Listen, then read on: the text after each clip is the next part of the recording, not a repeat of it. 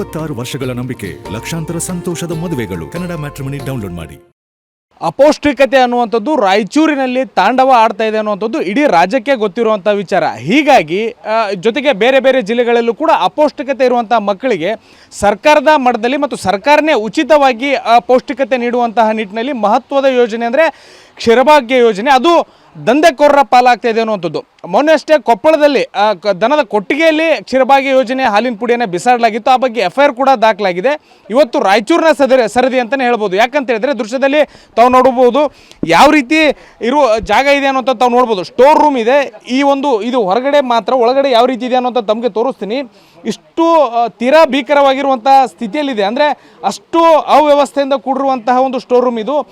ಇಂತಹ ಜಾಗದಲ್ಲಿ ಮಕ್ಕಳ ಪಾಲಾಗಬೇಕಾಗಿರುವಂತಹ ಕ್ಷೀರಭಾಗ್ಯ ಯೋಜನೆ ಹಾಲಿನ ಪುಡಿ ಏನಿದೆ ಅದನ್ನು ಯಾವ ರೀತಿ ಬಿಸಾಡಲಾಗಿದೆ ಮತ್ತು ದಂಧೆಕೋರರ ಪಾಲಾಗಿದೆ, ಯಾವ ರೀತಿ ಇದನ್ನು ನಡೆಸಲಾಗ್ತಾ ಇದೆ ಮತ್ತು ಸಪ್ಲೈ ಆಗ್ತಾ ಇದೆ ಅನ್ನೋಂಥ ತಮಗೆ ತೋರಿಸ್ತಾ ಹೋಗ್ತೀನಿ. ಮತ್ತೊಂದು ಕಡೆ ತಾವು ನೋಡ್ಬೋದು ಏನು ಜಾನುವಾರುಗಳಿಗೆ ಏನು ಹುಲ್ಲನ್ನು ಇಟ್ಟಿದ್ದಾರೆ, ಶೇಖರಣೆ ಮಾಡಿ ಸಂಬಂಧಪಟ್ಟಂಥವ್ರು ಇಟ್ಟಿದ್ದಾರೆ. ಅಂದರೆ ಇದರ ಪಕ್ಕದಲ್ಲೇ ಮತ್ತೊಂದಿದೆ, ಅಂದರೆ ದನದ ಶೆಡ್ ರೀತಿಯಲ್ಲಿರುವಂತಹ ಈ ಒಂದು ಜಾಗ ಏನಿದೆ ಇದನ್ನು ತಾವು ನೋಡ್ಬೋದು. ಯಾವ ರೀತಿ ಕ್ಷೀರಭಾಗ್ಯ ಯೋಜನೆಯ ಒಂದು ಪಾಕೆಟ್ಗಳನ್ನು ಇಟ್ಟಿದ್ದಾರೆ ಅಂತ ಅನ್ನೋದನ್ನು ತಾವು ನೋಡಿದ್ರೆ ಖಂಡಿತವಾಗಲೂ ಬೇಸರ ಅನಿಸುತ್ತೆ. ಸರ್ಕಾರ ಕೋಟ್ಯಾಂತರ ರೂಪಾಯಿ ಖರ್ಚು ಮಾಡಿ ಬಡ ಮಕ್ಕಳಿಗೆ ಪೌಷ್ಟಿಕತೆ ನೀಡುವಂತಹ ನಿಟ್ಟಿನಲ್ಲಿ ಹಾಲಿನ ವ್ಯವಸ್ಥೆ ಆಗಲಿ, ಮಕ್ಕಳು ಆರೋಗ್ಯದಿಂದ ಇರಲಿ ಅನ್ನುವಂತಹ ನಿಟ್ಟಿನಲ್ಲಿ ಈ ಒಂದು ಯೋಜನೆಯನ್ನು ಜಾರಿಗೆ ತಂದಿದ್ದಾರೆ. ಆದರೆ ಇದು ಕಳ್ಳಕಾಕರ ಪಾಲಾಗ್ತಾಯಿದೆ ಅನ್ನುವಂಥದ್ದು ಮೇಲ್ನೋಟಕ್ಕೆ ಸ್ಪಷ್ಟವಾಗಿ ಗೊತ್ತಾಗ್ತಿದೆ. ತಾವು ನೋಡ್ಬೋದು ಇದಕ್ಕೆ ನೇರವಾಗಿ ಜವಾಬ್ದಾರಿ ಅಂತಂದರೆ ನಂದಿನಿ ಏನು KMF ಅವರು ಇದ್ದಾರೆ, ಇವರು ಜವಾಬ್ದಾರರಾಗ್ತಾರೆ. ಜೊತೆಗೆ ಈ ಸಂಬಂಧಪಟ್ಟಂಥ ಶಿಕ್ಷಣ ಇಲಾಖೆಯವರು ಕೂಡ ಜವಾಬ್ದಾರರಾಗ್ತಾರೆ. ತಾವು ನೋಡ್ಬೋದು ಕ್ಷೀರಭಾಗ್ಯ ಯೋಜನೆಯಡಿ ಶಾಲಾ ವಿದ್ಯಾರ್ಥಿಗಳಿಗೆ ಉಚಿತ ಹಾಲಿನ ಪುಡಿ ವಿತರಣೆ ಅನ್ನುವಂಥದ್ದು ಸ್ಪಷ್ಟವಾಗಿ ಬರೆದಿದ್ದಾರೆ. ಇದರ ಜೊತೆಗೆ ತಾವು ಮತ್ತೊಂದು ಕಡೆ ತಮಗೆ ತೋರಿಸ್ತೀನಿ. ಎಕ್ಸ್ಪೈರಿ ಡೇಟನ್ನು ಕೂಡ ತಾವು ನೋಡ್ಬೋದು. ಅಂದರೆ 1/7/2026 ಏನು ಮ್ಯಾನುಫ್ಯಾಕ್ಚರ್ ಆಗಿರುವಂಥದ್ದು ಮತ್ತು ಎಕ್ಸ್ಪೈರಿ ಡೇಟ್ ಕೂಡ ಇಲ್ಲಿದೆ.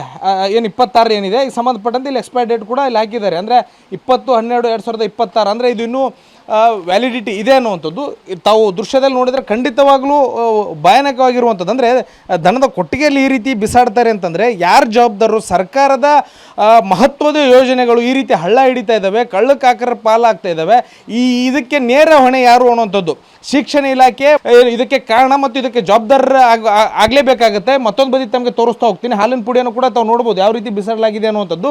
ಆದರೆ ಇದು ಎಕ್ಸ್ಪೈರ್ ಆಗಿರುವಂಥದ್ದನ್ನು ಕೂಡ ತಾವು ಗಮನಿಸ್ಬೋದು. ಎಕ್ಸ್ಪೈರಿ ಡೇಟ್ ಏನಿದೆ 9/2/2026. ಅಂದರೆ ಇದಾಗಲೇ ಈ ಪಾಕೆಟ್ಗಳೇನಿದ್ದಾವೆ ಇದು ಎಕ್ಸ್ಪೈರ್ ಆಗಿರುವಂಥದ್ದು. ಹಾಲಿನ ಪುಡಿಯನ್ನು ತಾವು ನೋಡ್ಬೋದು ಏನು ಹುಳ ಹಿಡಿದಿರುವಂಥ ರೀತಿಯಲ್ಲಿ ಸದ್ಯ ಇದು ಸಿಕ್ಕಿರುವಂಥದ್ದು. ಅಂದರೆ ಈಗಾಗಲೇ ಇದು ಎಕ್ಸ್ಪೈರ್ ಆಗಿ 4-5 ತಿಂಗಳಾಗಿರುವಂಥದ್ದು.